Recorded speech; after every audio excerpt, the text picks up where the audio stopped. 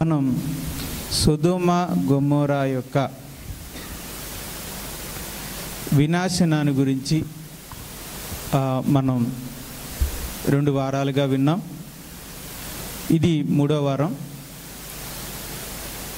దేవుడు సొదొమ గొమొర్రా అనే 2 పట్టణాలు, ఆ పరిసర ప్రాంతాలలో ఉన్నటువంటి గ్రామాలను అగ్నితో కాల్చి భస్మం చేశాడు.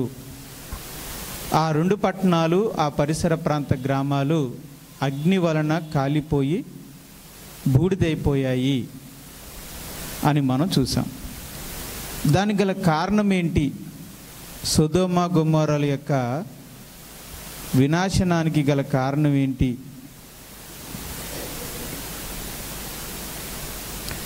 అనేది మనం బైబిల్ నుంచి కిందటి వారం మనం చూసాం. సొదొమ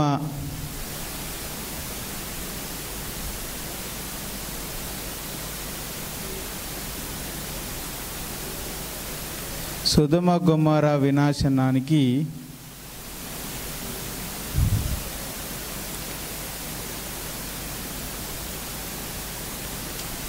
కారణాలు ఏంటి?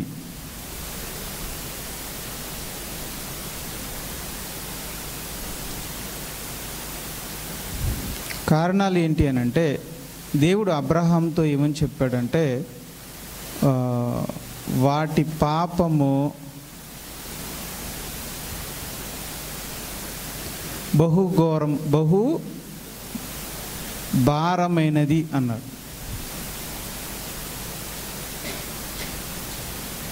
అలాగే మనం పేతురు రాసిన పత్రికలో మనం చూసినప్పుడు దుర్మార్గుల కామ వికారమైన నడవడి,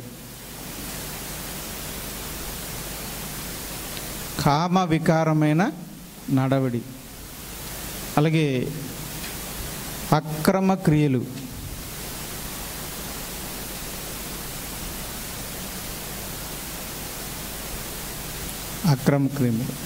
కారణాలు ఏంటంటే వాటి యొక్క భారము, క్షమించండి, వాటి పాపము బహుభారముగా ఉన్నదట. దుర్మార్గులు, కామ వికారమైన నడవడి, అక్రమ క్రియలు, ఇవి కారణాలు. దేవుడు సొదొమ గొమొర్రాలను కాల్చి బూడిద చేసేయడానికి కారణం ఏంటంటే వాటి యొక్క పాపము బహుభారముగా ఉన్నది, దుర్మార్గులుగా ఉన్నారు, కామ వికారమైనటువంటి నడవడి అక్కడ ఉంది, అలాగే అక్రమమైనటువంటి క్రియలు అక్కడ ఉన్నాయి. కనుక ఈ పాపాలన్నీ కలిసి అక్కడ బహుభారముగా ఉన్నది కనుక దేవుడు వారికి ఒక అవకాశాన్ని ఇచ్చాడు. అబ్రహాము ద్వారా రక్షించి వారికి ఒక అవకాశాన్ని ఇచ్చాడు, కానీ దాన్ని వాళ్ళు ఉపయోగించుకోలేదు. రెండవదిగా దేవదూతలను పంపించి మరొక అవకాశాన్ని ఇచ్చాడు. వాళ్ళు ఈ అవకాశాన్ని కూడా ఉపయోగించుకోలేదు. కనుక దేవుడు వారిని రక్షించడానికి 2 విధాలుగా 2 సార్లు ప్రయత్నించాడు. కానీ వాళ్ళు 2 సార్లు కూడా కాదనుకున్నారు. ఇక తప్పని పరిస్థితిలో దేవుడు తన అగ్నిని కురిపించి వారిని కాల్చి బూడిద చేశాడు. అయితే మనం ఈ వారము మూల కారణాలు తెలుసుకుందాం.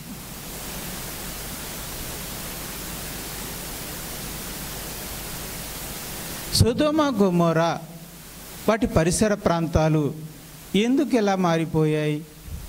కామ వికారమైన ఆ నడవడికి, వాళ్ళ దుర్మార్గతకి, వాళ్ళ అక్రమ క్రియలకి, వాళ్ళ పాపం అంత బహుభారముగా మారిపోవడానికి గల కారణాలు ఏంటి? అది మూల కారణాలు. యెహెజ్కేలు గ్రంథము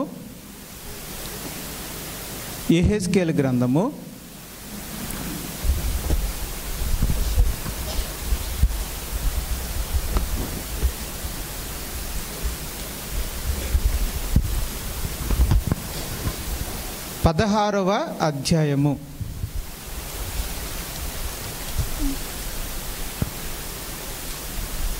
మీకు అబ్రహాము లోతు కథ ఐడియా ఉంటుంది కదా. అందులో అబ్రహాము లోతు ఇద్దరు కూడా వేరే పోదామని అనుకున్నప్పుడు లోతు సొదొమ గొమొర్రాల ప్రాంతాన్ని ఎంచుకుంటాడు. ఆ ప్రాంతాన్ని ఎందుకు ఎంచుకున్నాడు అని అంటే అది ఎలా ఉందట? పచ్చగా ఉందట.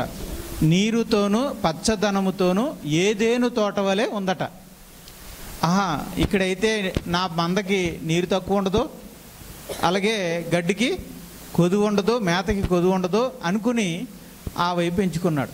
అంటే సొదొమ గొమొర్రా ప్రాంతాలలో మంచి నీరు సమృద్ధిగా ఉంది, అలాగే పంటలు సమృద్ధిగా ఉన్నాయి, పచ్చదనము సమృద్ధిగా ఉంది. అలాంటి సమృద్ధి కలిగినటువంటి సొదొమ గొమొర్రాలోనికి లోతు వెళ్ళినట్టుగా మనం చూస్తున్నాం.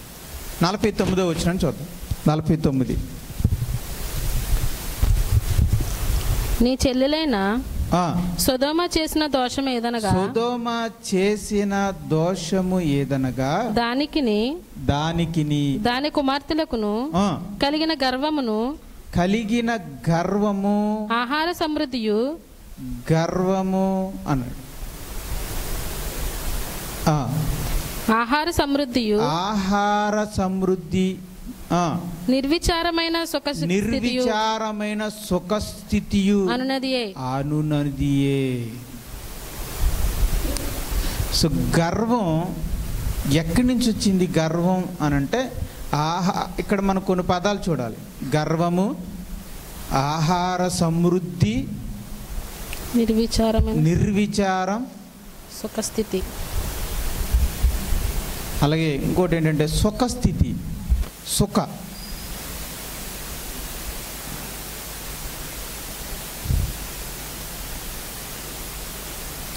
సుఖస్థితి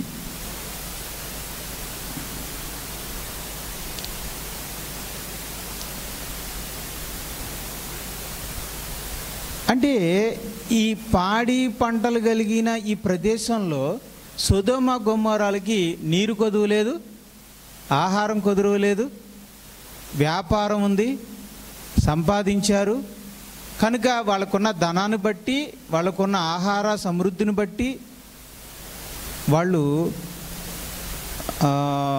సుఖస్థితిని అనుభవించారు, సుఖస్థితిలో ఉన్నారు, సుఖపడ్డారు.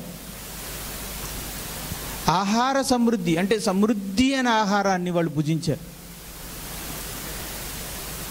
ఈ ఆహారాన్ని బాగా తినడం వలన వాళ్ళకి ఏమొచ్చింది? మీరు ఇక్కడ లింక్ కలుపుతాను, చేత చూడండి. ఆహారం సమృద్ధిగా ఉంది, అంతా దొరుకుతుంది కాబట్టి బాగా తినడం మొదలుపెట్టారు, రకరకాలుగా తినడం మొదలుపెట్టారు. ఎప్పుడైతే ఆహారాన్ని ఎక్కువగా తీసుకోవడం మొదలుపెట్టారో దానివల్ల ఏం పొందారు వాళ్ళు? సుఖమే కదండి. ఆహారాన్ని బాగా తినడం, అదే కదండి సుఖం అంటే. ఏముంది? అన్ని రకాల ఐటమ్స్ని నిండుగా తయారు చేసుకుని తినడమే సుఖం. మనం అప్పుడప్పుడు చేసుకుంటాం, వాళ్ళు ప్రతిరోజు చేసుకుంటున్నారు.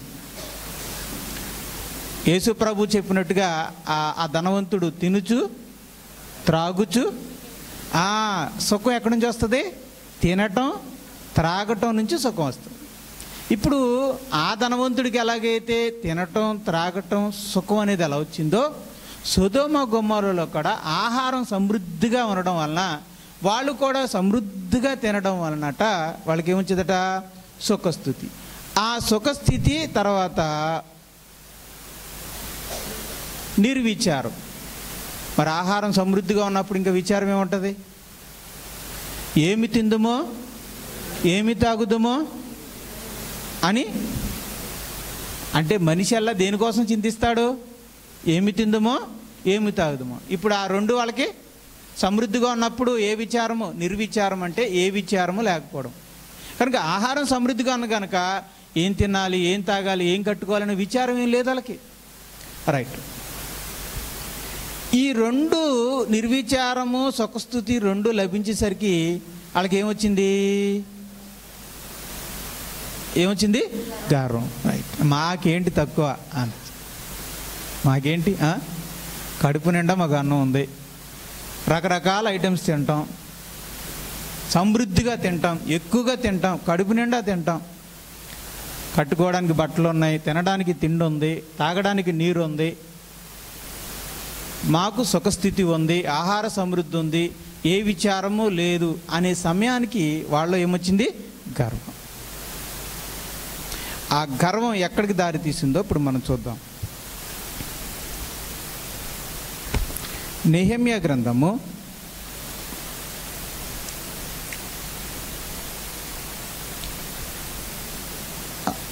50 నాన్న ఒక్కసారి 50 వచనం కూడా చదివండి నాన్న. 50 వచనం ఇన్నాడా? 16వ అధ్యాయము 49 చదివాం కదా. యెహెజ్కేలు అండి, యెహెజ్కేలు గ్రంథము 16వ అధ్యాయము వారు 49, 50 చదవండి అమ్మా. 50 చదవండి.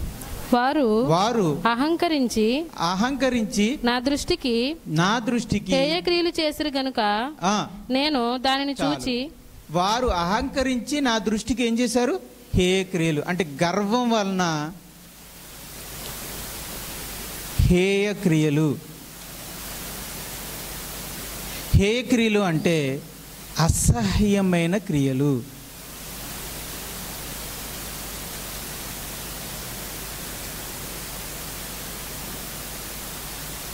అసహ్యమైన క్రియలు. ఇప్పుడు కారణాల్లో మనం చెప్పుకున్నాం చూశారు.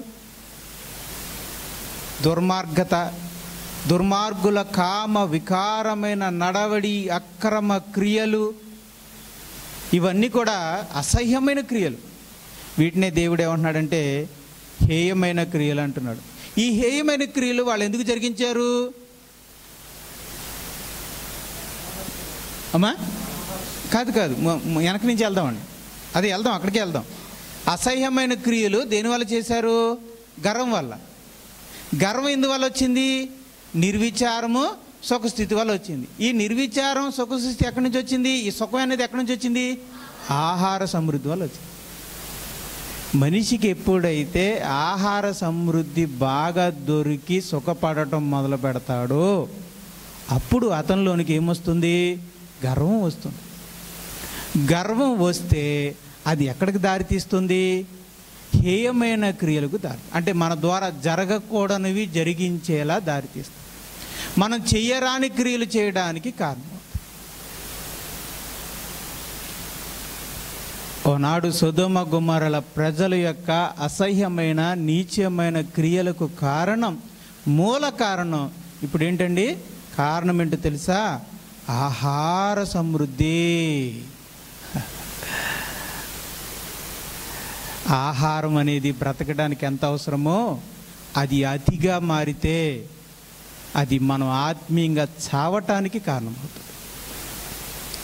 అందుకే దేవుడు సాతాను ఎప్పుడు కూడా మనిషిని శోధించడానికి ఆహారాన్ని ఎక్కువగా వాడుకుంటాడు. ఎందుకంటే ఆహారం దగ్గర మనిషి బలహీనుడు.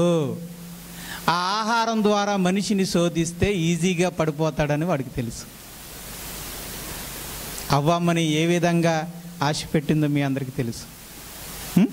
ముందుకెళ్ళే కొలది మీకు అర్థమవుతుందండి ఆహారం యొక్క ప్రమాదం ఏంటో. ఎవరో ఒక అన్నారండి, మితిగా తింటే ఔషధం, అతిగా తింటే విషం అని. లోకంలో కూడా సామెతుందండి. ఆహారాన్ని మితంగా తింటే ఔషధమదట, అతిగా తింటే విషమట. అది లోకరీత్యా, అది శరీర ఆరోగ్యాన్ని గురించి చెప్తున్నాడు. కానీ బైబిల్లో ఆత్మీయ కోణంలో కూడా చెప్తున్నాడు, మితంగా తింటే ఆహారం వల్ల మనకి ఎటువంటి ప్రమాదం ఉండదు. అతిగా తినడం, సమృద్ధిగా కలిగి ఉండడం మొదలుపెట్టామో మన ఆత్మీయ జీవితానికి కూడా ప్రమాదం. ఇప్పుడు ఈరోజు నేను చెప్తుంది శరీర ఆరోగ్యాన్ని గురించి కాదండి. నేను మాట్లాడుతుంది ఆహారం వల్ల కూడా దేనికి కూడా ఎఫెక్ట్ ఉంటుంది? ఆత్మీయ జీవితానికి కూడా ఎఫెక్ట్ ఉంటుంది.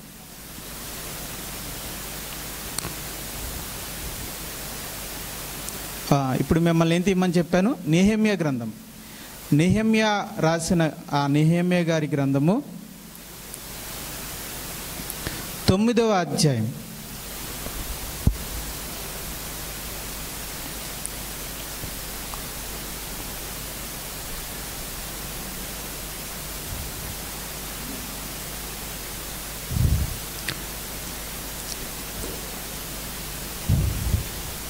25వ వచనం.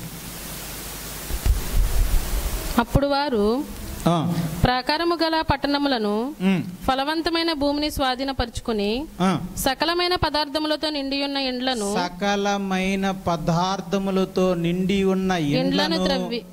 ఇండ్లను, త్రవ్విన బావులను, ద్రాక్ష తోటలను, ఒలీవ తోటలను, బహు విస్తారముగా ఫలించే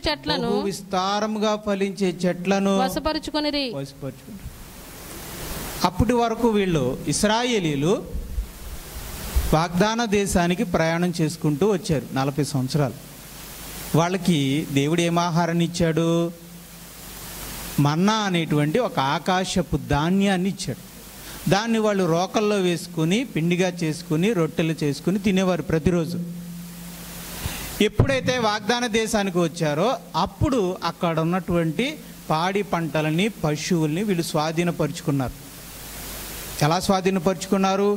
అన్నిటినీ, ఫలవంతమైన భూమిని, సకల పదార్థములతో నిండి ఉన్న ఇండ్లను, త్రవ్విన బావుల్ని, ద్రాక్ష తోటల్ని, ఒలీవ తోటల్ని, బహువిస్తారముగా ఫలించిన చెట్లని ఏం చేశారు? వశపరుచుకున్నారు. ఆ తర్వాత ఏం చేశారంటే వారు తిని తృప్తి పొంది మదించి నీ మహోపకారమును బట్టి బహుగా వారు తిని తృప్తి పొంది నెక్స్ట్ ఏం చేశారు? మదించి. రైట్. అంటే ఇక్కడ కూడా ఆహార సమృద్ధి కదమ్మా. ఇశ్రాయేలుకి దేవుడు వాగ్దాన దేశానికి వచ్చినప్పుడు వాళ్ళకి ఏమిచ్చాడు? ఆహార సమృద్ధిని అనుగ్రహించాడు దేవుడు. కానీ వాళ్ళు దాన్ని తిని తృప్తి పొంది, అంటే తృప్తి పొందేలా తిన్నారంటే అర్థం ఏంటండి? బాగా తిన్నారని అర్థం. బాగా తినడం వలన వారు ఏమయ్యారు? మదించి.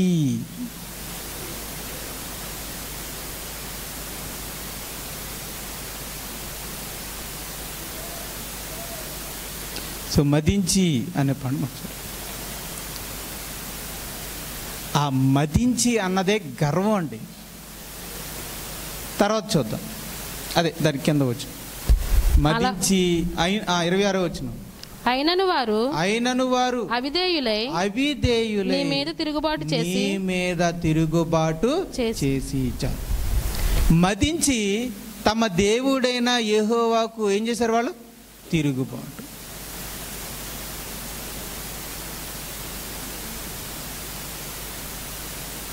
ఆహార సమృద్ధి, తృప్తిగా తిన్నారు, ఆ తర్వాత మదించారు. ఇదంతా అనుగ్రహించిన దేవుని మీద తిరుగుబాటు చేశారు. అది అంటే ఇశ్రాయేలీలు కూడా మదించి దేవుని మీద తిరుగుబాటు చేయడానికి గల కారణం ఏంటంటే ద్రాక్ష పళ్ళు రసం, ఒలీవ చెట్ల నూనె సమృద్ధిగా వాళ్ళకి లభించింది. దాన్ని వాళ్ళు సమృద్ధిగా తిని సుఖస్థితిలోకి వెళ్ళి మదించి గర్వించి తమ దేవుడైన యెహోవాను మరిచారు. అందుకునేమో ఒక భక్తుడు అలా ప్రార్థన చేశాడు, ప్రభువా నాకు సమృద్ధి అనే స్థితి మాత్రం ఇవ్వకో, ఇచ్చేవా అనుకో తిని తాగి మదించి నిన్ను నేను దూషిస్తానేమో, అంత పని చేయకు నాయనా, నాకు ఆ సమృద్ధికరమైన స్థితి ఇవ్వద్దు అన్నాడు. అలానే అసలు లేని స్థితి ఇవ్వద్దు, చాలని స్థితి, పరిమితి గల స్థితి, మితమైన స్థితి నాకు దయచే, సరిపడగలిగే స్థితి నాకు దయచే, చాలు, కొంచెం కొద్దిగా చాలు.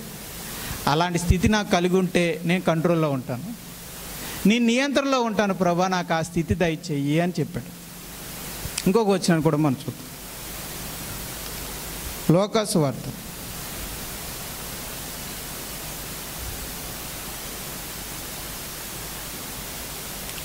వార్త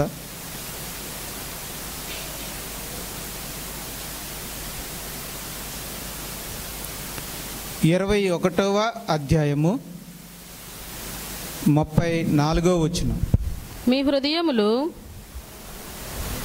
21:34 మీ హృదయములు ఒకవేళ తిండి వలనను మత్తు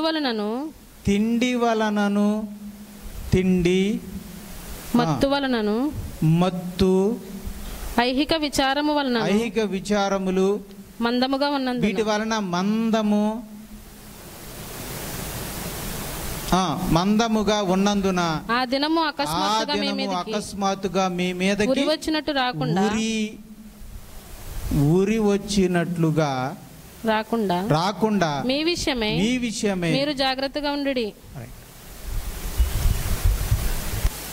ఇక్కడ పరిశుద్ధాత్మ దేవుడు లోకా గారితో యేసుప్రభు అన్న మాటలు రాయిస్తున్నాడు. ఏమన్నాడంటే, స్వయంగా యేసుప్రభు అన్నాడు, ఒకవేళ మీ శరీరం బాగా తినడం వలన మీ హృదయము మత్తులోకి వెళ్ళి ఆ తర్వాత మందంగా మారి రక్షణను కోల్పోతే, ఆ సమయంలోనే యేసు ప్రభు సడన్గా నేను వస్తే అప్పుడు ఆ దినం నీకు ఆశీర్వాదకరంగా ఉంటుందా, ఉరిగా ఉంటుందా?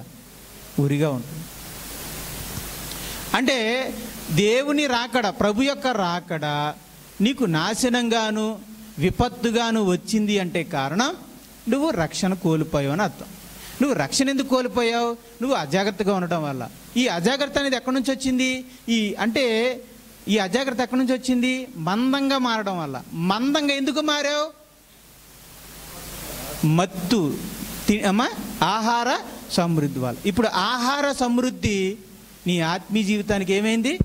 ఉరితాడు అయ్యింది. బైబిల్ చెప్తుందండి. బైబిల్ ఏం చెప్తుందంటే, ఆహార సమృద్ధి వల్ల మనిషి బాగా తిని మత్తుగా మారాడు అంటే ఆ మత్తులో మదిస్తాడు, మందంగా తయారవుతాడు, చెయ్యరాని క్రియలు చేసి రక్షణ కోల్పోతాడు. అది ఉరిగా అది ప్రభు రాకడలో నాశనాన్ని కొని తెచ్చుకుంటాడు. అంటే ఈ ఆహార సమృద్ధి మన ఆత్మీయ జీవితాలకు ఉరి లాంటిదన్నమాట. పరిశుద్ధాత్మ దేవుడు ఇంకెంత స్పష్టంగా మాట్లాడుతున్నాడో మనం చూద్దాం. రోమాపత్రిక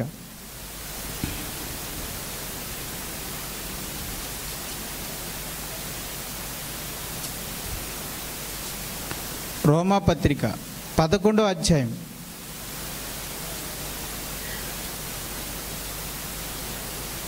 9వ వచనం. మరియు వారి భోజనము, రోమాపత్రిక 11వ అధ్యాయము 9వ వచనం. రైట్. మరియు ఇప్పుడు నేను అడుగుతున్నాను, భోజనము రెండు రకాలు. మితముగా ఉండే భోజనం, ఆహారము, సమృద్ధి ఆహారం. ఈ రెండిట్లో ఏది ప్రమాదం? ఆహారం ప్రమాదమా, సమృద్ధి అయిన ఆహారం ప్రమాదమా? దాని గురించి చెప్తున్నాడు ఇక్కడ. భోజనం అంటే మితముగా తినే భోజనాన్ని గురించి కాదు, అతిగా తినే భోజనాన్ని గురించి. ఎక్కువ భోజన ప్రియులుగా మారిపోయి ఎక్కువ పదార్థాల మీద, ఎక్కువ మోతాదు మీద మనం ఆశ పెట్టుకుంటే అది మనకి ప్రమాదం. కాబట్టి ఇక్కడ చెప్తున్నాడండి, భోజనము వారికి ఉరిగాను. భోజనమట వారికి ఉరిగాను. భోజనము ఎలా ఉందట? వాళ్ళకి ఉరిగా ఉంది. అందుకే పరిశుద్ధాత్ముడు చెప్తున్నాడు, భోజనం ఉరి, బోనుగాను, బోను, ఆటంకము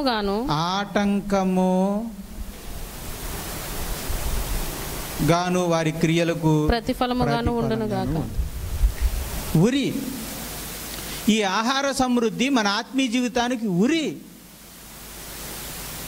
ఎందుకంటే ఆహార సమృద్ధి వల్ల మదిస్తాం, మందంగా మారుతాం, ఆ తర్వాత హేరాని క్రియలు జరిగిస్తాం, మన రక్షణని కోల్పోతాం. కాబట్టి అది ఉరి. బోన్ అని ఎందుకు అన్నాడంటే, ఈ మధ్యకాలంలో అడవుల్లో ఉండవలసిన సింహాలు ఆ అడవులకి సమీప గ్రామాలకు వచ్చేస్తున్నాయి. అడవుల్లో ఏం దొరక్క ఏ దూడలను ఆవులను తిందామని వచ్చేస్తున్నాయి.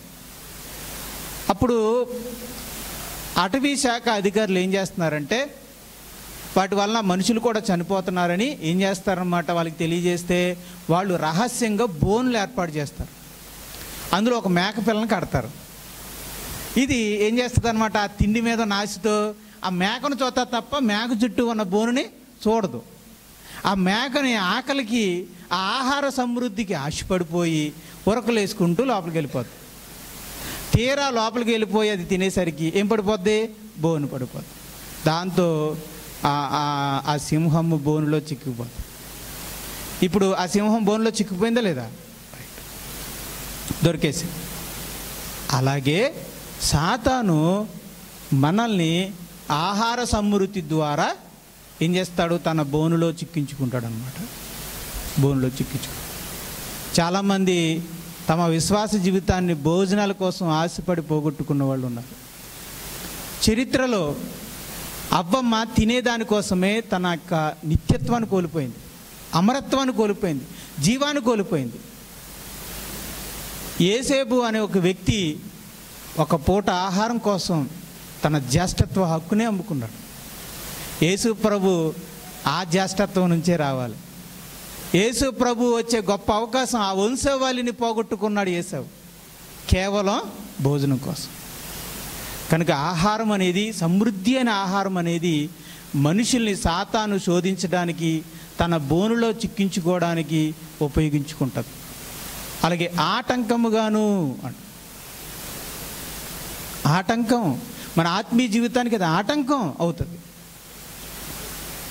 ఎందుకంటే ఈ సమృద్ధి అయిన ఆహారం వల్ల మనం మదించి మందంగా మారిపోతే ప్రార్థన చేయలేం.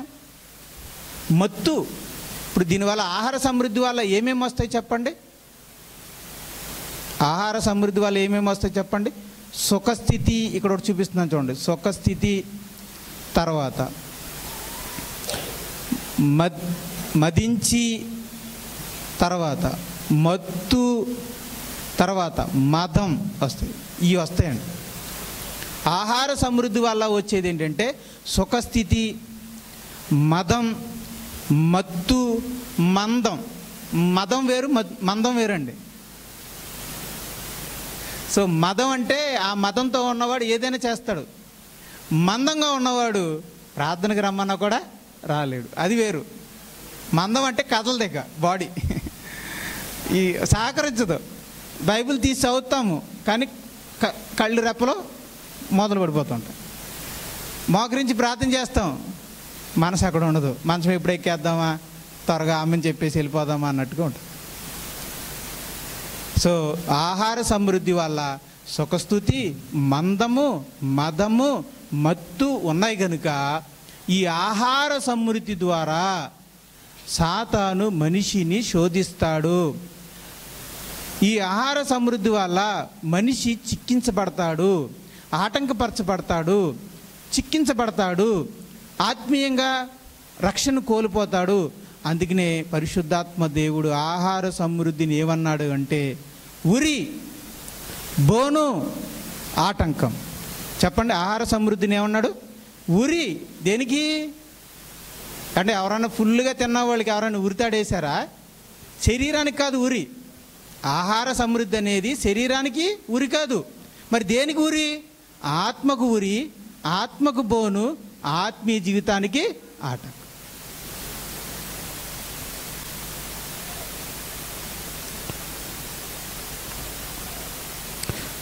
ఒకటో కొరింథీ 6వ అధ్యాయం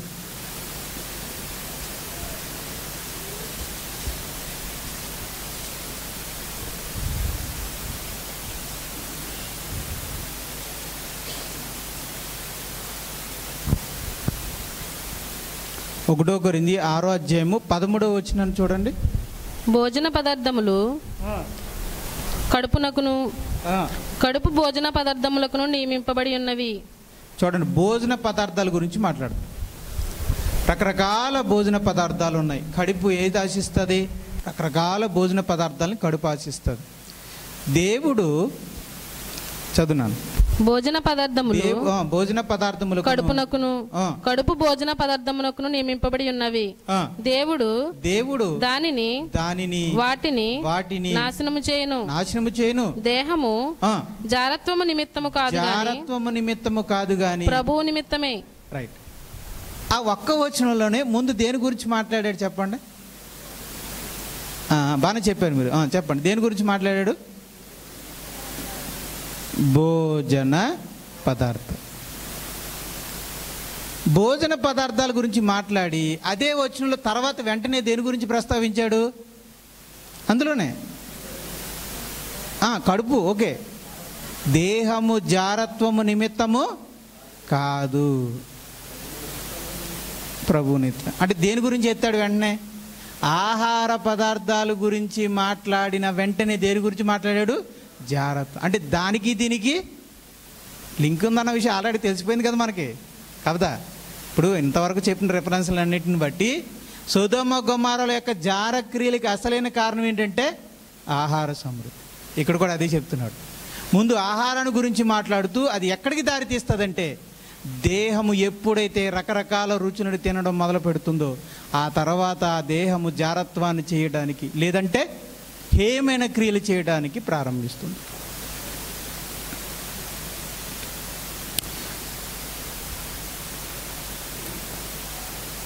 కొరింథీయులకు రాసిన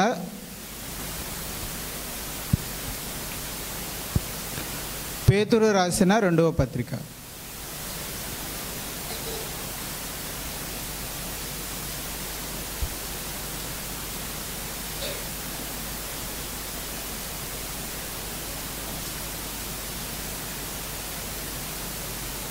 2వ పత్రిక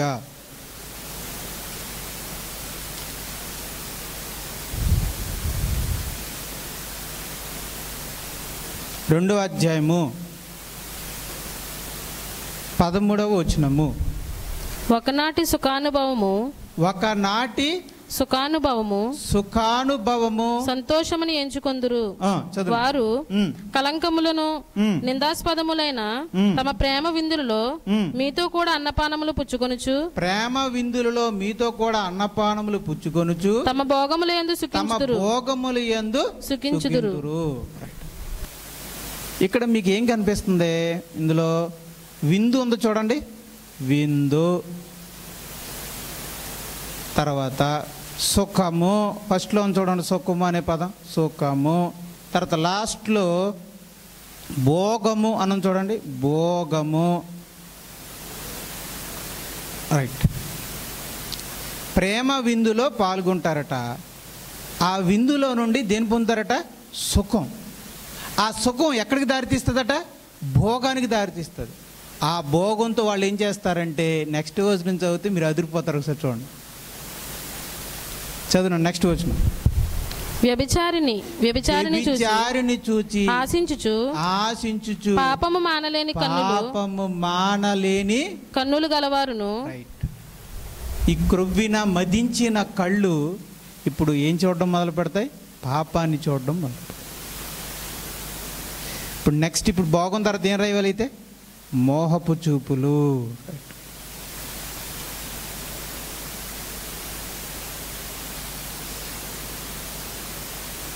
విందు, సుఖము, భోగము, ఆ తర్వాత జరిగేది మోహపు చూపు. ఎప్పుడైతే మనిషికి కడుపు నిండా రకరకాల రుచులతో సమృద్ధిగా నిండడం మొదలు పెడుతుందో శరీరం సుఖపడుతుంది. సుఖం వలన భోగం వస్తుంది. ఆ భోగం వలన మనిషి హేయమైన క్రియలు చేస్తాడు. అవి చూపులే కావచ్చు, జారత్వమేమి కావచ్చు, మరేదైనా కావచ్చు. బైబిల్ దాన్ని ఏమందంటే హేయ క్రియలు. ఆహార సమృద్ధి వల్ల నిర్విచారం ఉంటుంది, సుఖస్థితి ఉంటుంది. దానివల్ల మనిషి గర్వం వస్తుంది, మదిస్తాడు, మందంగా మారుతాడు. దాని ద్వారా మనిషి అసహ్యమైన క్రియలు చేస్తాడు. దాన్నే బైబిల్ ఏమందంటే హేయ క్రియలు, కామ వికారమైన క్రియలు, జారత్వపు క్రియలు, వ్యభిచార క్రియలు, మోహపు చూపు క్రియలు, కామ క్రియలు అనేవి ప్రారంభమవుతాయి. అంటే దానికి దీనికి ఫుడ్కి అడల్టరీకి మధ్య ఉన్నటువంటి సంబంధం అనమాట. ఫుడ్కి అడల్టరీకి. సో ఫుడ్ అనేది లిమిట్గా ఉంటే ఇట్ ఈస్ సేఫ్. బట్ ఎప్పుడైతే అది మోర్ అవుతుందో అది మన ఆత్మీయ జీవితానికి ప్రమాదం అవుతుంది, హానికరం అవుతుంది అనమాట. ఇంతకీ ఈ విందు ఎక్కడి విందు? ఎందుకు ఈ విందు ఎక్కడ విందు? ఇది పెండ్లి విందు అనుకుంటే పర్వాలేదు. పెండ్లి విందులోనూ కాదట, మరి ఏదో పుట్టినరోజు విందు కూడా కాదట, మరేదో శుభకార్య విందు కాదట. ఇంతకీ ఇది ఏ విందు? ఇది ప్రేమ విందు. అంటే క్రైస్తవులు కూడా వాళ్ళ సంఘాలలో ప్రేమ విందుని ఎలా జరుపుకుంటున్నారు? ఆహార సమృద్ధి. ఏముందండి? సంతోషం. ఒకరు చికెన్ అంటారు, ఒకరేమో బిర్యానీ అంటారు, ఒకరేమో మేము అది ఇస్తామండి ఇది ఇస్తామంటారు. నలుగురు క్రైస్తవులు కలిస్తే ఏమవుద్ది? ఒక మంచి విందుగా తయారైపోతుంది. సంతోషమే కదండి. మానవ రీత్యా మనం అందరం కూడా ఏంటంటే మంచిగా పెట్టుకుందాం అనే ఆలోచన మనకు ఉంటుంది, కాదంటలేదు. అందరూ కలగలుపుకుంటే అది ఏమవుతుంది? ఒక మంచి విందు అవుతుంది. కానీ అది ఏమవుతుంది అనేది దేవుడు చెప్తున్నాడు. జాగ్రత్తగా వినండి. మనం మంచిగా చేస్తాం, మన ఉద్దేశం మంచిదే, మన సహోదరులందరూ మన సోదరీమణులందరూ మంచిగా తినాలనేది మన ఉద్దేశం. కానీ దాన్ని ఇంటర్నల్గా బ్యాక్గ్రౌండ్గా ఎలాంటి ప్రమాదం జరిగితే ఇక్కడ దేవుడు చెప్తున్నాడు అనమాట. మనం మంచి కోసం పెడతాము, కానీ ఆ ప్రేమ విందు సమృద్ధిగా ఉంటే దాని వలన ఏం జరుగుతుంది? సుఖం వస్తుంది. సుఖం నుండి భోగంగా మారుతుంది. ఆ భోగము నుండి హేయమైన క్రియలు, అది మోహపు చూపులుగా మారచ్చు, లేదా జారత్వముగా మారచ్చు, అంతకు మించి మరేక క్రూరమైనటువంటి కార్యాన్ని జరిగించవచ్చు. మత్తుగా మారచ్చు, మందంగా మారచ్చు, లేకపోతే మదంగా కూడా మారచ్చు, గర్వంగా కూడా మారచ్చు. ప్రారంభ క్రైస్తవ సంఘాలలో వాళ్ళ ప్రేమ విందే వాళ్ళకి శోధనగా మారిందనమాట. వాళ్ళు సరదాగా సంతోషంగా దేవుని బిడ్డలుగా జరుపుకోవాలనుకున్న ప్రేమ విందే అది ఎలా మారింది అంటే వాళ్ళకి ఉరుగాను బోనుగాను ఆటంకంగా మారింది. చూడండి, కొరింథీయులకు రాసిన మొదటి పత్రిక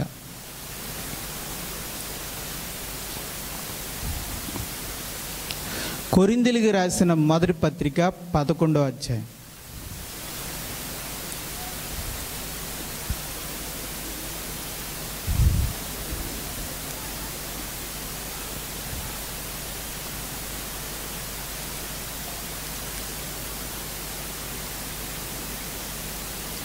పదకొండో అధ్యాయం 20 వచనం నుంచి చదవమ్మా. మీరందరూ కూడి వచ్చుచుండగా మీరు ప్రభు రాత్రి భోజనము చేయుట సాధ్యము కాదు. ఏలైనగా మీరు ఆ భోజనము చేయనప్పుడు ఒకని కంటే ఒకడు ముందుగా తన మట్టుకు తాను భోజనము చేయుచున్నాడు. ఇందువలన ఒకడు ఆకలి గొనును, మరి ఒకడు మత్తుడవును. ఇదేమి? అన్నపానములు పుచ్చుకొనుటకు మీకు ఇండ్లు లేవా? చాలు ఒక్కసారి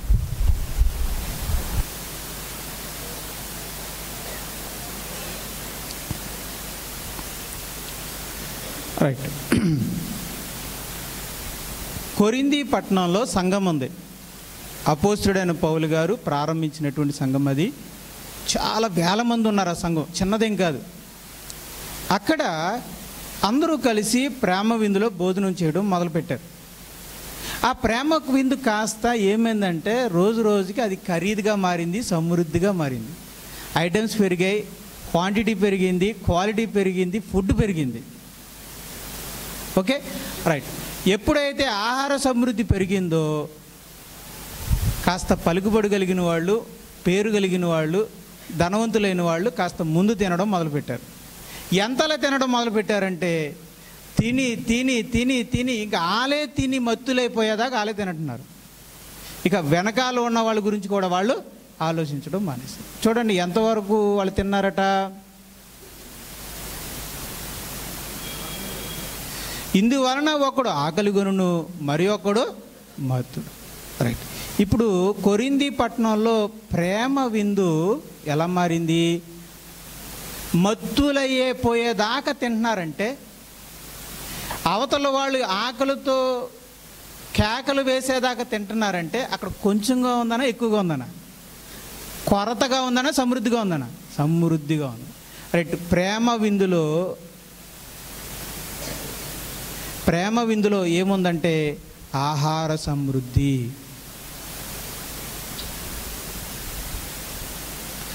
ఆహార సమృద్ధి వలన తిన్నవారు ఏమవుతున్నారు? ముందుగా తిన్నవాళ్ళు మత్తుగా మారుతున్నారు. మిగతా వాళ్ళు ఏమవుతున్నారు? ఆకలితో. రైట్. ఇప్పుడు మత్తుగా ఉన్నవాడు ఏమవుతాడు? మందంగానో మారతాడు, లేదంటే మదంగానైనా మారతాడు. మరి ఆకలితో ఉన్నవాడు ఏం చేస్తాడు? కోపం వస్తుంది, దూషిస్తాడు. వీడు మందంగా మారి మదంగా మారి చేసే పని ఏంటి? హేయమైన పని.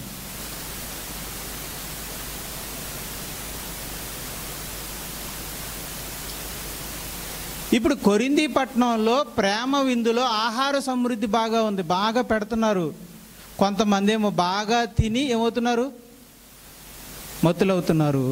అందని వాళ్ళేమో ఆకలితో ఉంటున్నారు. బాగా తిన్నవాడేమో మదిస్తాడు, మందంగా మారుతాడు, హేమైన క్రియలు చేస్తాడు. మరి ఆహారం అందనివాడు ఆకలితో ఉంటాడు, దానివల్ల కోపం వస్తుంది, ఏం చేస్తాడు? దూషిస్తాడు. ఇప్పుడు వీళ్ళిద్దరిలో బాగుపడిన వాళ్ళు ఎవరు చెప్పండి? వీళ్ళిద్దరిలో బాగుపడిన వాళ్ళు ఎవరు? ఆత్మీయంగా అభివృద్ధి చెందిన వాళ్ళు ఎవరు? బాగా తిన్నవాళ్ళ, కడుపుతో కాల్చుకున్నవాళ్ళ? ఇద్దరు బాగుపడలేదు.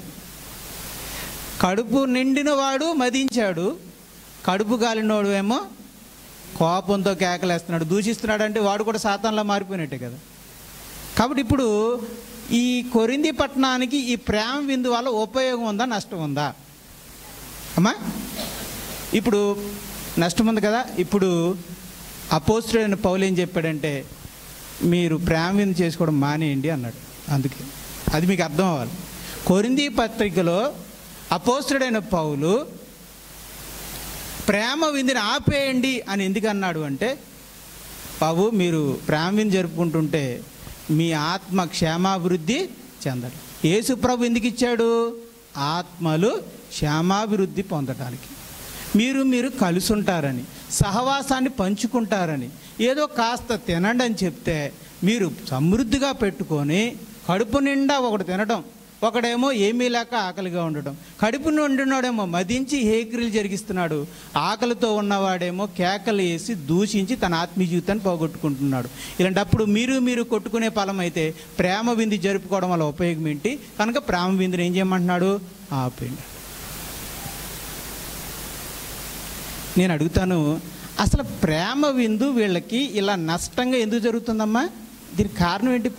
ప్రేమ విందు క్షేమాభివృద్ధిగా జరగాల్సింది, ప్రేమ విందు వాళ్ళ ఆత్మీయ వినాశనానికి దారితీసింది. దీనికి కారణం ఎవరైనా చెప్పగలరా అమ్మా? దీనికి కారణం చెప్పగలరా? ప్రేమ విందు కాస్త ఎలా మారింది? ప్రేమ విందులో ఎప్పుడైతే ఆహార సమృద్ధి వచ్చిందో అప్పుడే వినాశనం వచ్చింది, ఆటంకాలు. అందుకే దేవుడు అన్నాడు, మీ భోజనములు ఉరిగాను బోనుగాను. మూడోదేంటి? ఆటంకం. ఇప్పుడు కొరింథీ పట్టణంలో సంఘములో ఆటంకాలు రావడానికి గల కారణం ఏంటంటే ప్రేమ విందు కాదు, ప్రేమ విందులో ఉన్న ఆహార సమృద్ధి. కనుక ఎప్పుడు కూడా అది లిమిట్గా ఉంటే మంచిది అంటున్నాడు దేవుడు. సమృద్ధిగా ఉందో అంతే మారిపోతాయి పరిస్థితి. కనుక ప్రేమ విందుని ఎప్పుడు కూడా మితముగా ఉండాలి, అతిగా ఉండకూడదు. చూడాలి రోమాపత్రిక. అందుకే దేవుడు పరిశుద్ధాత్మ ద్వారా ఏం చెప్పాడు చూడండి. రోమాపత్రిక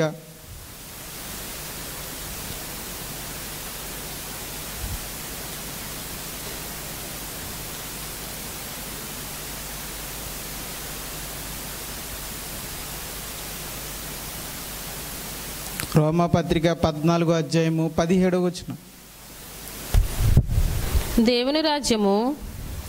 దేవుని రాజ్యము భోజనమును పానమును కాదు గాని నీతియు సమాధానమును పరిశుద్ధాత్మ యందలి ఆనందమునై ఉన్నది. రైట్. అప్పుడు ప్రేమ విందు ఎందుకు పెట్టాడు దేవుడు? సంఘం అంటే భోజనాలు చేయడమో, నీళ్లు తాగడమో, లేదా ద్రాక్షారసమో తాగడం కాదు. నీతి, సమాధానం, పరిశుద్ధాత్మల యందలి ఆనందం అన్నాడు. మరి ప్రేమ విందు ఎందుకు పెట్టినాడు దేవుడు అంటే, మితముతో కూడిన ప్రేమ విందులో ఏం కనపడాలి? నీతి కనపడాలి, సమాధానం కనపడాలి, పరిశుద్ధాత్మల యందలి ఆనందం కనపడాలి. ఈ మూడు కనపడాలి. అది దేవుడు కోరుకునేది. అంటే భోజనం అంటే ఆ రైస్ అంటే ఆ కర్రీ అంటే మీరు ఏమనుకుంటున్నారు? ప్రేమ విందు అంటే ఏంటనుకుంటున్నారు? ఐటమ్స్ అనుకుంటున్నారా? అలా అయితే మనం దారి తప్పినట్టే. భోజనం అనుకుంటే తప్పు. ఆ భోజనం కాదు అసలు. అందరం కూర్చొని నీతిని, సమాధానాన్ని, సంతోషాన్ని పంచుకుంటున్నామా లేదా? మరి తినేదేంటి? అది తినేది ఏదైతే గడ్డైనా పర్వాలేదు, ఏదనేది తర్వాత విషయం. అది చిన్న రైసే కావచ్చు, సాంబారే కావచ్చు, పప్పే కావచ్చు, పచ్చడే కావచ్చు, ఏదైనా కావచ్చు. అందరం కలిసి కూర్చున్నామా లేదా? నీతిని, సమాధానాన్ని, సంతోషాన్ని పంచుకున్నామా లేదా? ఆత్మీయంగా అభివృద్ధి చెందామా లేదా అనేది కాదు. చూద్దాం. ఇంకొక వచనం చూద్దాం. 20వ వచనం, 14వ అధ్యాయము 20వ వచనం. భోజనము నిమిత్తము దేవుని పనిని పాడు చేయకుడి. దేవుని పనిని పాడు చేయకుడి. భోజనము నిమిత్తము దేవుని పనిని పాడు చేయకుడి. ఇప్పుడు దేవుని పనిని క్షమించండి, భోజనం నిమిత్తం దేవుని పనిని పాడు చేసిన సంఘం ఏది? నడక చదువు. ఏ సంఘం? కొరింథీల సంఘం. కొరింథీల సంఘము ప్రేమ విందులో ఆహార సమృద్ధిని తీసుకొచ్చి ఆ భోజనం చేత దేవుని పనిని ఆటంకపరిచింది. దేవుని పని చీలికలు తీసుకొచ్చింది. కొందరు మదించడానికి కారణమైంది, కొందరు కోపానికి లోనేలా కారణమైంది. వాళ్ళిద్దరి మధ్య చీలికలు తీసుకొచ్చింది. దేవుని పనిని భోజనము చేత క్షమించండి, భోజనము చేత ఆహార సమృద్ధి చేత దేవుని పనిని పాడు చేసుకున్నారు. ఎవరు? కొరింథీలో ఉన్న సంఘం. కొరింథీలో ఉన్నటువంటి సంఘము భోజనం నిమిత్తము దేవుని పనిని పాడు చేసుకున్నారు. అంటే భోజనం దేవుని పనిని కూడా పాడు చేస్తుందా? అర్థం అవ్వాలి ఇప్పుడు. అంటే భోజనము దేవుని పనిని కూడా పాడు చేస్తుంది. అందుకే భోజనాన్ని చాలా జాగ్రత్తగా ఉంచాలి. మేము ఒక గ్రామంలో పరిచర్య చేసేవాళ్ళం, సువార్త కూడుకులు పెట్టేవాళ్ళం. అక్కడ సువార్త కూడుకులు పెట్టాలి అంటే ఖచ్చితంగా భోజనాలు పెట్టాలి. పెట్టకపోతే ఊరుకోరు. సరే ఏదో చిన్న పలహారం పెట్టి పెట్టేద్దామా అంటే కుదరదు. అక్కడ ఖచ్చితంగా ఏం పెట్టాలి? భోజనాలు పెట్టాలి. సరే భోజనాలు పెడదాంలే, సరే ఒక రైస్ పెట్టి చిన్న సాంబార్ పెట్టేద్దాంలే, లేదా పప్పు అన్న వండేద్దాం అంటే కుదరదు. ఓ జంతువు చచ్చిపోవాల్సిందే. చిన్నవి అయితే కొన్ని చచ్చిపోవాలి, మేక అయితే ఒకటి పెద్దదైతే ఒకటి చచ్చిపోవాలి.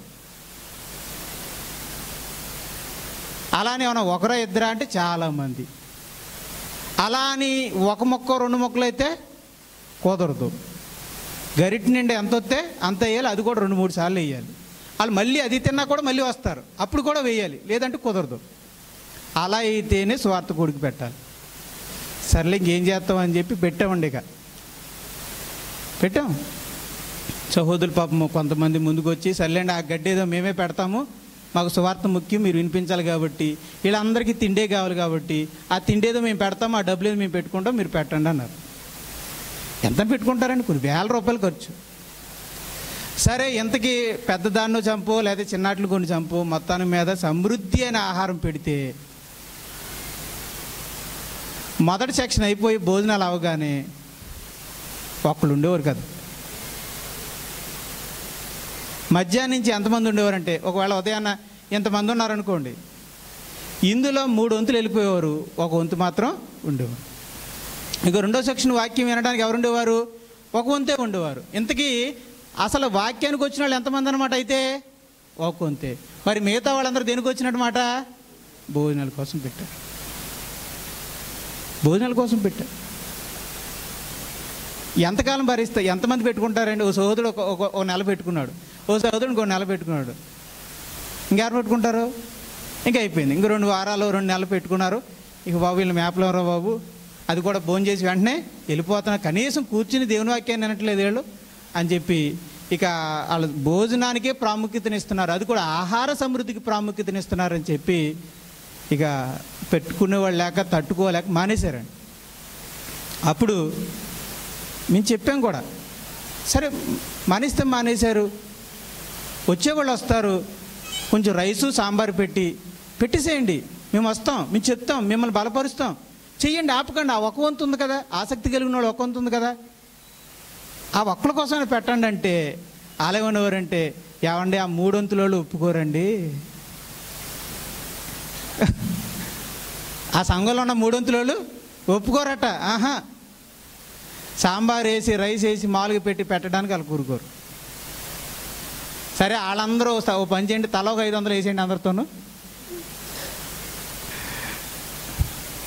ఆ 3 వంతుల వాళ్ళు సమృద్ధి ఆహారాన్ని పెట్టకపోతే ఒప్పుకోరట. సరే ఉన్న వాళ్ళ కోసమైనా సాంబార్ వేసి ఏదో పచ్చడి వేసి పెట్టండి, మేము అలాగే వస్తాం, మేము అదే తింటాం, సరే పెట్టండి అని అంటే బాబు వాళ్ళు ఊరుకోరండి అని చెప్పేసారు. అంటే సరే పెడదామా అంటే 2-3 సార్లు పెట్టగలిగారు. 1000 రూపాయలండి. వామ్మో, వాళ్ళు పెట్టిన డబ్బులు చూస్తేనండి మనకు మీటింగ్ అయిపోతుంది తెలుసా అండి.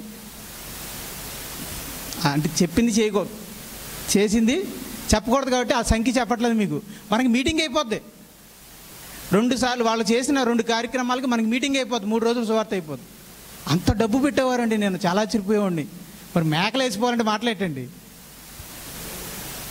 అంత ఆహార సమృద్ధి పెడితేనే కానీ జరిగేవి కాదు. తీరా చూస్తే ఈరోజు అదే ఆహారం వలన ఆ తర్వాత ఇక్కడ సువార్త ఆగిపోయింది. దేవుని ఆహారము వలన దేవుని పనిని పాడు చేయకూడదు అన్నాడు. ఇప్పుడు నేను చెప్తున్న సంఘానికి తీర్పు తీస్తున్నానని కాదు కానండి, అక్కడ దేవుని సువార్త ప్రకటించకుండా ఏది అడ్డుపడింది? ఆహార సమృద్ధి. ఇది నిజం అండి. నా జీవిత అనుభవంలో ఇది నిజం.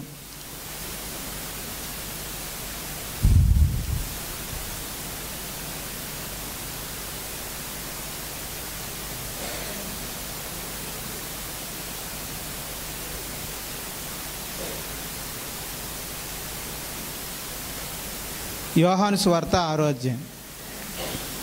చిన్న విషయాన్ని చెప్పి ముగిస్తాను.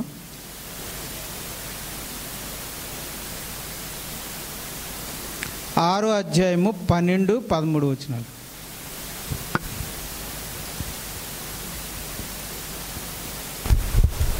వారు తృప్తిగా తినిన తరువాత ఏమీ నష్టపడకుండా మిగిలిన ముక్కలు పోగు చేయడానికి తన శిష్యులతో చెప్పాను. అక్కడికి యేసు ప్రభు దగ్గరికి యాక్చువల్గా ఏం జరిగిందంటే, యేసు ప్రభు తన శిష్యులకి రెస్ట్ తీసుకుంటారని గలిలయ సముద్రం అవతలకి వెళ్ళిపోయారండి. తీసుకెళ్ళాడు పాపం ఈయన. ఆయనకి ఏకాంతం కొరకు, ప్రార్థన చేసుకోవడానికి ఏకాంతం కొరకు, శిష్యులకేమో విశ్రాంతి కొరకు అని చెప్పి గలిలయ సముద్రానికి అవతలు తీసుకెళ్ళాడు. ఇది ఏ ప్రభుదాస్ గారు, అగస్టిన్ గారు లీక్ చేస్తారు కదా, మొత్తానికి లీక్ చేశారు. లీక్ చేసరికి జనం అందరికీ అర్థమైపోయి ప్రభు అక్కడ ఉన్నాడంట అని చెప్పి జనాలందరూ కూడా ఏం చేశారు? అవతలకి వెళ్ళిపోయారు. అక్కడికి వెళ్ళిపోయారు. మళ్ళీ వెళ్ళిన వాళ్ళు 1-2 అంటే కాదంటండి. పురుషులే ఎంతమంది అంట? 5,000 మంది. అంటే స్త్రీలు ఎంతమంది ఉంటారు? పిల్లలు ఎంతమంది ఉంటారు? యూదుల యొక్క ఆచారం ఏంటంటే పురుషుల్ని లెక్క పెడతారు, స్త్రీల్ని లెక్క పెడతారు. ఇలా కొన్ని వేల మంది యేసుప్రభు దగ్గరకు వచ్చి కుష్ఠరోగులను ఆయన ముందు పడేసేవారట, గుడ్డివారిని ఆయన ముందు పడేసేవారట, మోగవారిని ఆయన ముందు పడేసేవారట, దెయ్యాలను పట్టిన వారిని ఆయన ముందు పడేస్తే పాపం వచ్చిన వాళ్ళందరినీ ఆయన మరలా ఓపిక తీర్చుకొని వారికి స్వస్థతలు చేశాడు. స్వస్థతలు. మధ్యలో ఖాళీ వస్తే సువార్త, దేవుని వాక్యం. అలాగే వాళ్ళకి దేవుని వాక్యం చెప్తూ వాళ్ళ రోగాలను స్వస్థపరుస్తూ 3 రోజులు అక్కడ ఉండిపోయారు. 3 రోజులు అయిపోయిన తర్వాత వాళ్ళందరూ ఆకలితో ఉన్నారని యేసు ప్రభు ఏం చేశాడంటే 5 రొట్టెల్ని 2 చేపల్ని ఆశీర్వదించి వారికి వడ్డించాడు. శిష్యులకి చెప్పాడట, వాళ్ళు ఎంత తింటారో వాళ్ళని తినవండి అని ఇచ్చేయమన్నాడు. వాళ్ళు తినగలిగినంత రొట్టెల్ని, తినగలిగినంత చేపల్ని వాళ్ళకి ఇచ్చాడు. వాళ్ళు చేపల్ని రొట్టెల్ని వాళ్ళు ఇష్టం వచ్చినట్టుగా తిన్నారు. తృప్తిగా తిన్నారు. ఎలా తిన్నారు? తృప్తిగా తిన్నారు. ఇది గుర్తుపెట్టుకోండి. ఎలా తిన్నారు? కొరతగా తిన్నారా, తృప్తిగా తిన్నారా? అంటే యేసు ప్రభు కూడా ఎలా పెట్టాడు? చాలామంది ఏమని అంటారంటే యేసు ప్రభువే సమృద్ధిగా ఎట్టలేదా అని. ఆగండి, అక్కడ కంగారు పడకండి. నేను తర్వాత ఏం జరిగిందో మీకు తెలియాలి. యేసు ప్రభువే సమృద్ధిగా ఎట్టాడు, నేను అంటాను ఎట్టాడు, కానీ ఆ తర్వాత అది సమృద్ధిగా పెట్టడం వల్ల ఏం జరిగిందో మీకు తెలియదు. ఇప్పుడు నేను చెప్తాను, చేత వినండి. యేసు ప్రభు వచ్చిన వాళ్ళందరికీ చేపలతో మంచి భోజనం పెట్టాడు. వాళ్ళు కూడా మంచిగా తిన్నారు. ఓకేనా? రైట్. తర్వాత రోజున వాళ్ళు చూసేసరికి యేసు ప్రభు అక్కడ లేడు. ఎక్కడికి వెళ్ళాడని చెప్పేస్తే కపెర్నహూముకి వెళ్ళాడన్న విషయం తెలిసి వాళ్ళు పడవలు వేసుకొని ఈదుకుంటా మొత్తానికి యేసు ప్రభు దగ్గరకు వచ్చేసారు. అన్ని వేల ప్రజలు యేసు ప్రభు దగ్గరకు వచ్చి అడుగుతున్నారు, ప్రభువా చెప్పా పెట్టుకుంటూ నువ్వు వచ్చేసేవేటి, నువ్వు అలా వదిలేసి వెళ్ళిపోతే అలాగా, మాకు మాట చెప్తే మీ వెనకాలే వచ్చేస్తాం కదా అని అన్నారు. అప్పుడు యేసు ప్రభు వాళ్ళ హృదయాన్ని చెప్తూ చూడండి ఏం చెప్పాడు.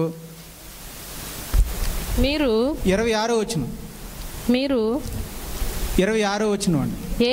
యేసు మీరు సూచనలను చూచుట వలన కాదు గాని నేను చేసిన స్వస్థత కార్యాలను చూచుట వలన కాదు కానీ రొట్టెలను భుజించి తృప్తి పొందటం వలన నన్ను వెదకుచున్నారని మీతో నిశ్చయముగా చెప్పుచున్నాను. ఇప్పుడు యేసు ప్రభు మీద అంత ఆసక్తితో ఎందుకు ఎదుగుతున్నారు? ఆయన దగ్గరికి ఎందుకు వచ్చారట? తృప్తిగా తిన్న భోజనం వాళ్ళకి గుర్తొచ్చింది. తృప్తిగా తిన్న ఆహార సమృద్ధిని తృప్తిగా తిని ఇప్పుడు యేసు ప్రభుని వెంబడిస్తున్నారు. సూచక్రియలు కాదు, విన్న వాక్యాన్ని బట్టి కాదు. ఇప్పుడు నేను అడుగుతున్నాను, 3 రోజులుగా వాళ్ళు చూసిన సూచక్రియలన్నీ ఏమైపోయాయి? 3 రోజులుగా వాళ్ళు విన్న వాక్యం అంతా ఏమైపోయింది? 3 రోజులుగా యేసు ప్రభు చెప్పిన వాక్యం ఎగిరిపోయింది. 3 రోజులుగా యేసు ప్రభు చెప్పిన సూచక్రియలు ఎగిరిపోయినాయి. ఇప్పుడు వాళ్ళ దృష్టి అంతా దేని మీద ఉందంటే యేసు ప్రభు పెట్టిన సమృద్ధి అయిన ఆహారం మీద ఉంది. యేసు ప్రభువే పెట్టాడు. కానీ పెట్టిన తర్వాత పరిస్థితి చూస్తే ఆయన చేసిన అద్భుత కార్యాలు ఎగిరిపోయినాయి, ఆయన చెప్పిన వాక్యం కూడా ఎగిరిపోయింది. ఇప్పుడు వాళ్ళ దృష్టి అంతా దేని మీద ఉంది? ఆయన పెట్టిన ఆహారం మీదే ఉంది.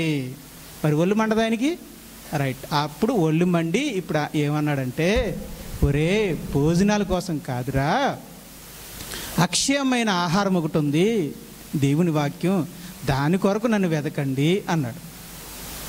అప్పటికైనా వాళ్ళకి ఏం రావాలి? ఆ మాటకైనా ఏం రావాలండి? ఆలోచించాలి. చిచ్చి ఏదేంటి, యేసు ప్రభుని ఆహారం కోసం వెతుకుతున్నామేంటి? అక్షయమైన ఆహారాన్ని ఇస్తాడు కదా, దానికోసం వెతకాలనేటువంటి మారు మనసాలకు రావాలి. అందుకే తండ్రిని నన్ను ఈ లోకానికి పంపించాడు అని చెప్పాడు. అవునా, నిజంగా నువ్వు దేవుని దగ్గర నుండి వచ్చినవాడువేనా? అలా అయితే మేము ఎలా నమ్మాలి? నువ్వు ఏ సూచక్రియ చేస్తావు? మోషే మా పితరులు భోజనం చేయడానికి మన్నాను కురిపించాడు, 40 సంవత్సరాలు పెట్టాడు, మరి నువ్వేం సూచక్రియ చేస్తావు అని అడుగుతున్నా. అంటే దాని ఉద్దేశం ఏంటి? మా పితరుల కాలంలో మోషే గారు కడుపు నిండా భోజనాలు పెట్టాడు, అది కూడా 1 రోజు కాదు, 2 రోజులు కాదు, 3 రోజులు కాదు, బతుకున్నంత కాలం 40 సంవత్సరాలు పెట్టాడు. నువ్వేం చేస్తావేంటి అంటే అర్థం పెట్టాడు, నువ్వేం పెడతావేంటి అని. అంటే ఇప్పుడు యేసు ప్రభువుని కూడా మళ్ళీ ఏం అడుగుతున్నారు వాళ్ళు? ఏం పెడతావు? నిన్న పెట్టావు కదా రొట్టెలు చేపలు, మరి ఈ రోజు ఏం పెడతావు? ఈ ఆకాశం నుంచి తీసుకురావాలంటే ఇప్పుడు అంటే మోషే గారు కూడా ఇప్పుడు మన్నాను ఎక్కడి నుంచి కురిపించాడు? ఆకాశం నుంచి. అలాగే ఇప్పుడు మాకు ఆహారాన్ని ఆకాశం నుంచి కురిపించు. ఆయన మన్నాను కురిపించాడు, మరి నువ్వేం కురిపిస్తావు? కురిపించు. చేపలను కురిపిస్తావో, చికెన్ కురిపిస్తావో, మటన్ కురిపిస్తావో, ఏం కురిపిస్తావో కురిపించు.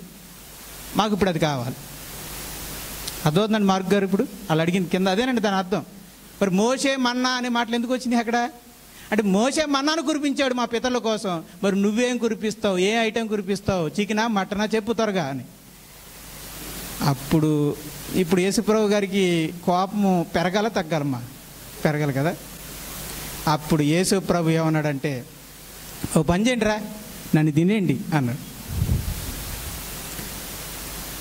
నిజంగా ఆ మాట అన్నాడు లేదండి? ఓ పని చేయండి, నన్ను తినేయండి, నన్ను తిని నా రక్తమును త్రాగువాడే నిత్య జీవం గలనివాడు. మీరు తిని తిని తిని తిని తిని అని తిండి గురించి అడుగుతున్నారు కాబట్టి చెప్తున్నాను. అయితే సరే తినండి, మీకు మంచి భోజనం పెడుతున్నాను. ఏంటి ప్రభు భోజనం? చెప్పు త్వరగా. రైట్, నా శరీరమే ఆహారము, నా రక్తమే పానం, తినండి తాగండి అని నిజంగా అన్నాడండి యేసుప్రభు అన్నాడు. అంటే వాళ్ళ దృష్టి అంతా దేని మీద ఉంది? భోజనం మీద, ఆహారం మీదే, ఆహార సమృద్ధి మీదే ఉంది. ఇక లాభంలాగా యేసుప్రభు అన్నాడంటే, ఇక నేనే జీవాహారం, నన్ను తినేయండి అన్నాడు. ఇక ఆ మాటకి వాళ్ళకి కోపం వచ్చి బెదిరిపోయి కంగారు పడిపోయి యేసుప్రభుని వదిలేసి వెళ్ళిపోయారు. అమ్మోయ్, మనిషి రక్తాన్ని తాగమంటున్నాడు, మనిషి శరీరాన్ని తినమంటున్నాడు. అమ్మోయ్, ఈయనెక్కడోడు అమ్మోయ్, రొట్టె అయితే తినగలం కానీ, చేపలు అయితే తినగలం కానీ. అంతే కదండి, రొట్టెలు పెట్టాము తిన్నాం, చేపలు పెట్టాడు తిన్నాం, అంతేగాని మాంసాన్ని రక్తాన్ని తిని తాగమంటున్నాడు. అమ్మో మేము ఇక్కడ ఉండలేమని చెప్పి వెళ్ళిపోయారండి అందరూ. ఆ రొట్టెలు తిన్న వాళ్ళందరూ ఏమైపోయారు? వెళ్ళిపోయారు. అప్పుడు 12 మంది మిగిలేరండి. అప్పుడు 12 మందితో అన్నాడు యేసు ప్రభు, మరి మీరు వెళ్ళిపోవాలనుకుంటున్నారా అని. అప్పుడు వాళ్ళు అన్న మాట ఏంటో తెలుసా? నిత్య జీవము కలిగిన మాటలు కలిగిన వాడు నీవే, నిన్ను వదిలి మేము ఎక్కడికి వెళ్తాం ప్రభువా అన్నారు. మరి ఇన్ని వేల మంది యొక్క దృష్టి దేని మీద ఉంది? ఆహార సమృద్ధి మీద ఉంది. కానీ మిగిలిన 12 వారి యొక్క దృష్టి దేని మీద ఉంది? యేసు ప్రభు నోట నుండి వచ్చిన జీవం గల మాటల మీద ఉంది.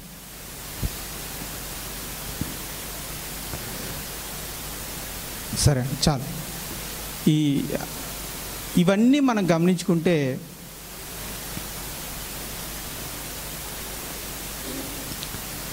వెనక్కి ఒకసారి వెళ్దాం.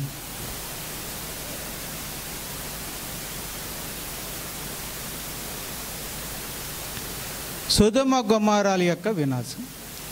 ఈ వినాశనానికి కారణం ఏంటంటే వాళ్ళ దుర్మార్గుల కామ వికారమైన నడవడి, అక్రమ క్రియలు. వాళ్ళ పాపము బహుభారముగా ఉండడం వలన దేవుడు వినాశనాన్ని రప్పించాడు. సరే, ఇందుకే వీళ్ళ యొక్క ఈ హేమైన క్రియలకు కారణం ఏంటి, మూల కారణాలు ఏంటి అని అడిగితే బైబిల్ ఇస్తున్నటువంటి సమాధానం ఏంటంటే, రైట్, వీళ్ళకి సొదొమ గొమొర్రాలో ఏముందండి? ఏముందంటండి? ఆహార సమృద్ధి ఉంది. ఈ ఆహార సమృద్ధి వల్ల వీళ్ళకి ఏముంది? నిర్విచారము, సుఖస్థితి. ఈ నిర్విచారము, సుఖస్థితి ఉండడం వలన వీళ్ళకి ఏమొచ్చింది? గర్వం రావడం వలన వాళ్ళు ఏం చేశారు? హేక్రి. కనుక ఇక్కడ మీకు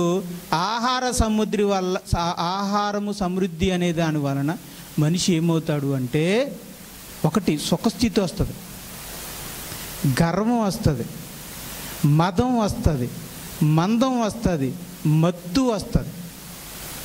వీటి వలన మనిషి హేమైన క్రియలు జరిగిస్తాడు.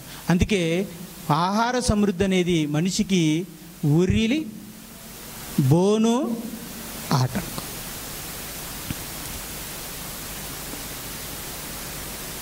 అందుకే అంటే క్రైస్తవుడు ఆత్మీయ జీవితంలో ఎదగాలనుకుంటున్నవాడు ఆహార సమృద్ధికి దూరంగా ఉండాలి, సింప్లిసిటీకి. అందుకే పౌలు గారు అంటారు, దైవజనుడా నీవు అన్ని విషయములలోనూ మితముగా ఉండుము అంటాడు. తిమోతికి రాసినటువంటి పత్రిక తిమోతికి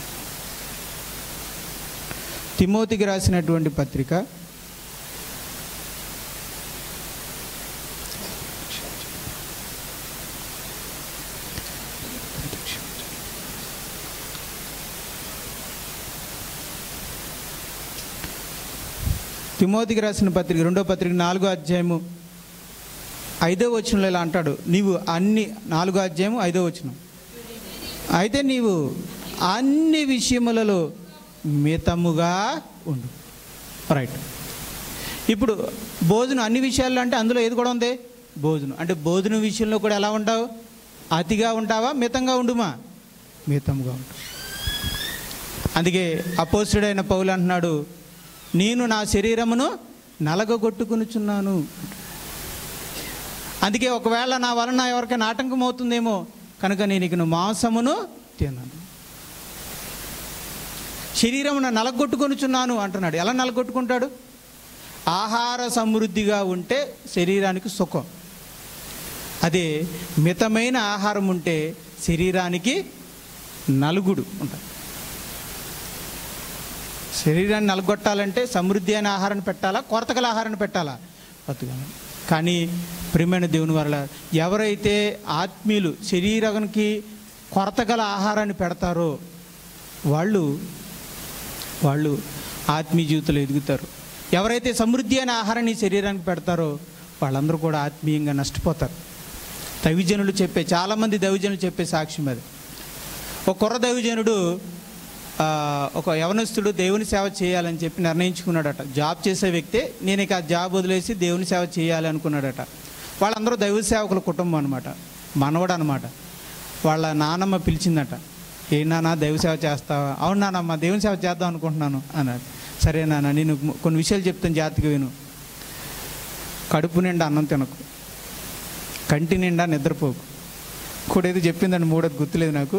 కడుపు నిండా మాత్రం అన్నం తినకు, కడుపు నిండా మాత్రం కంటి నిండా నిద్రపోకు చెప్పిందండి. ఆయనకి అర్థమైంది, అనుభవం ద్వారా ఆయనకి అర్థమైంది అనమాట. కడుపు నిండా అన్నం తిన్నా, కంటి నిండా నిద్రపోయినా మనిషి అంతే సుఖం. అది మందం, మత్తు, ఇంకా రకరకాల ఆహార విషయంలో కొరత, మితముగా ఉన్నవారు నిద్ర విషయంలో, ఆహార విషయంలో, అన్ని విషయాల్లో మితంగా ఉండమన్నాడు. అంటే మితంగా ఉన్నవాడు ఆత్మీయంగా అభివృద్ధి చెందుతాడనమాట. అతిగా ఉన్నవాడు ఆత్మీయంగా నష్టపోతాడన్నమాట. మరి ఈ విషయంలో మనం బలహీనం కదండి. ఆహార విషయంలో మనం అందరం బలహీనం. కాబట్టి ఏం చేయాలి? ప్రభువా, అతిగా ఉన్న మేము మితంగా మారడానికి సహాయం చేయండి. ఆహార సమృద్ధి విషయంలో మమ్మల్ని మేము నియంత్రించుకోవడం విషయంలో, ఆహారాన్ని తినే విషయంలో, నియంత్రించుకునే విషయంలో మాకు ఆశా నిగ్రహం దయచేయండి, నియంత్రణ దయచేయండి అని మనం ప్రభు పాదాలు పట్టుకుని వేడుకోవాలి. మన సంఘంలో కూడా ఇది కొంచెం అది లోటుగా అనిపిస్తుంది. ఉపవాస కూడికలు అనేవి మనకు లేవు. అందుకే అవి కూడా ఏర్పరచుకోవాలి. ఆ అనుభవంలో కూడా మనం వెళ్ళాలి అనేది గతంలో మనకు ఉండేదండి. ఉపవాస కూడికలు ఉండి లాస్ట్లో 2 బండ్లు ఇచ్చేవాళ్ళని తినేసి వెళ్ళిపోయేవాళ్ళు. అలా సింపుల్గా ఉపవాస కూడికలు జరిగాయి. తర్వాత మళ్ళీ ఆగిపోయింది. దేవుని చిత్తం అయితే వచ్చే నెల 8, 9 తారీఖుల్లో ఉపవాస కూడికలు ఏర్పాటు చేద్దాం అనుకుంటున్నాం. ఆత్మీయ క్షేమాభివృద్ధి ఉపవాస ప్రార్థనా కూడికలు నిర్వహిద్దామని అనుకుంటున్నాం.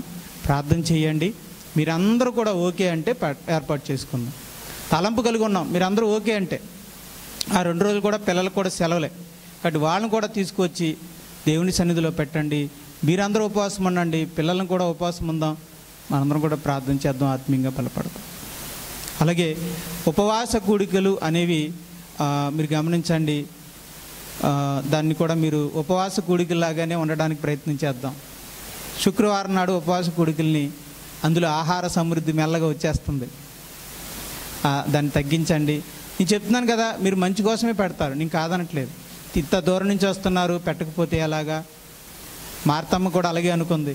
ఎంత దూరం నుంచి వచ్చాడు యేసు ప్రభు, మరి ఆయనకి సరిగ్గా పెట్టకపోతే ఎలాగా, ఆయన శిష్యులకు సరిగ్గా పెట్టకపోతే ఎలాగా అన్నారు. కానీ అసలేంది వదిలేసి ఐటమ్స్ అన్నీ చేసుకుంటా ఉంది మార్తమ్మ. కేవలం మరియమ్మకి విసుకొచ్చి ఇక మా అక్క వంటగదిలో రావట్లేదు, అక్కడ నేను యేసుప్రభు మాటలు మిస్ అయిపోతున్నాను, ఆ సహవాసాన్ని నేను కోల్పోతున్నాను అని చెప్పి వంటగదిలోంచి వచ్చి కూర్చుంది యేసుప్రభు పాదాల దగ్గర. ఇక మార్తమ్మ గారు ఒక్కదే చేయలేక గారిలో మొత్తానికి ఏయో 4 ఐటెంలు పెట్టుకున్నట్టుంది. ఇక చేయలేక చేతులెత్తేసి యేసుప్రభు దగ్గరికి వచ్చేసి యేసుప్రభు బోధన కూడా ఆపేసి, నువ్వు ఆగు ప్రభువా, నాకు ఇప్పుడు తీర్పు తీర్చు, మా చెల్లెలాగా నేను వంట చేస్తుంటే వదిలేసి వచ్చేసింది అని అడుగుతున్నాడు. అప్పుడు యేసుప్రభు ఏమన్నాడంటే, అమ్మా, అనేకమైన పనులు పెట్టుకున్నావు, నీదే తప్పు. చెల్లేమో అవన్నీ ఎందుకని చెప్పి వచ్చి దేవుని వాక్యాన్ని వింటుంది, ఈమె కరెక్ట్, ఈమె ఉత్తమమైన దాన్ని ఏర్పరచుకుంది అని. మీలో చాలామంది కూడా ఉపవాస ప్రార్థన కూడికలు అంటే సింపుల్గా సరిపోతుంది. యాజ్ పాసిబుల్ యాజ్ సింపుల్గా చేసుకోండి. మేము సహవాసంగా ప్రార్థన చేయడానికి వస్తుంటే మీరు మార్తలాగా వంటగదిలో ఉంటే, అక్కడ ఇడ్లీలో సాంబార్లో ఏ చేసుకుంటూ ఉంటే దానివల్ల ఉపయోగం చెప్పండి. మేము మీ ఇంటికి వచ్చి ప్రార్థన చేద్దామని మేము వస్తే మీరేమో మమ్మల్ని వదిలేసి వంటగదిలో ఉంటే మీరు మార్తలాగా ఉన్నట్ట, మరియమ్మలాగా ఉన్నట్ట? మార్తలాగానే ఉన్నట్టు. కనుక అదేమి కరెక్ట్ కాదండి. వాక్యానుసారంగా మాట్లాడితే మీరు చేసేది 100కి 100% కరెక్ట్ కాదు. మరి మార్తలాగా మీరు చేస్తున్నారు. మీరు ఎలా ఉండాలి అంటే, యేసుప్రభు రాగానే మరియమ్మ ఎలాగైతే ఆయన పాదాల దగ్గరకు వచ్చి కూర్చుందో అలాగే మీరు కూడా రావాలి. ఎందుకు? యేసుప్రభు ఎవరంటే సంఘమే. సంఘం వస్తే ఎవరు వచ్చినట్టే? సంఘం వస్తే ఎవరు వచ్చినట్టే? యేసుప్రభు వచ్చినట్టే. కనుక యేసుప్రభు వచ్చాడు అనగానే మీరు ఎక్కడికి వచ్చేయాలి? ఆయన పాదాల దగ్గరికి వచ్చేయాలి, అంటే సంఘంలో కూర్చోవాలి. కాబట్టి మీరు రాలేకపోవడానికి కారణం ఏంటి? సమృద్ధి. దయచేసి ఇలా అన్నానని ఎవరైనా మనసులో దెబ్బతిన్నా భయపడిన దయతో క్షమించండి. తదుపరి కూడా అలా జరగకూడదని చెప్తున్నాను అనమాట. సమృద్ధి ఏదో సమృద్ధిగా చేయాలి, ఏదో సమృద్ధిగా పెట్టాలి. మా అర్థం కూడా అలాగే అనుకుందండి, సమృద్ధిగా పెట్టాలి, సమృద్ధిగా పెట్టాలని. కానీ ఆ సమృద్ధి వాళ్ళకి వెనకబడిపోయింది. మరియమ్మ అది గుర్తించి ముందుకు వచ్చేసింది. కాబట్టి సమృద్ధి ఏం వద్దులండి, కొరతగానే పెట్టండి, కొంచెంగానే పెట్టండి. మీరు మాత్రం ప్రార్థనలో కూర్చుని